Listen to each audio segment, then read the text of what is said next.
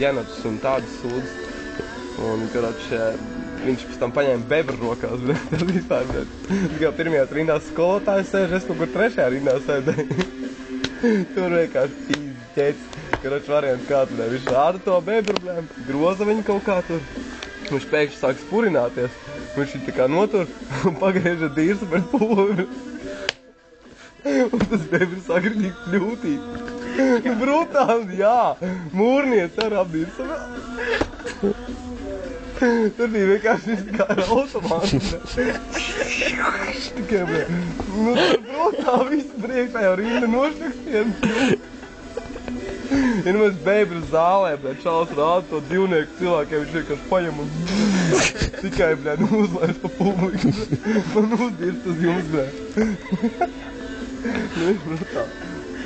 Tas bija, nu, īsumā tas sprāgākais notikums vispār man skolas vēsturē, man liekas. Tas bija toreiz, kad viņi ar vēl tās pūces, visu ko tur rāda? Jā.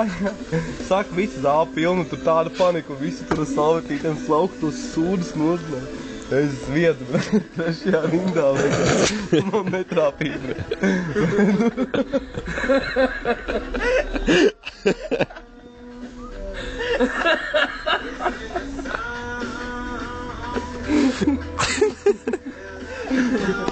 Tā pirmā rinda visu beigta. Es būtu tāds svemstīties, ja man kaut kāds bebras uzdirst, tas ir kā būtu, tur būtu ķēdes reakcija. Es sēdētu pirmajā rindā, man tas bebras uzdirst visu, man vienkārši tikai pretī viņam. Viens dišs, otrs svemst.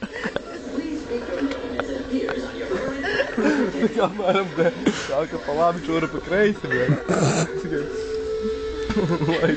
es to veicu tur tā nolemtu, ja vēl ar visu bebru un pārējiem dzīvniekiem.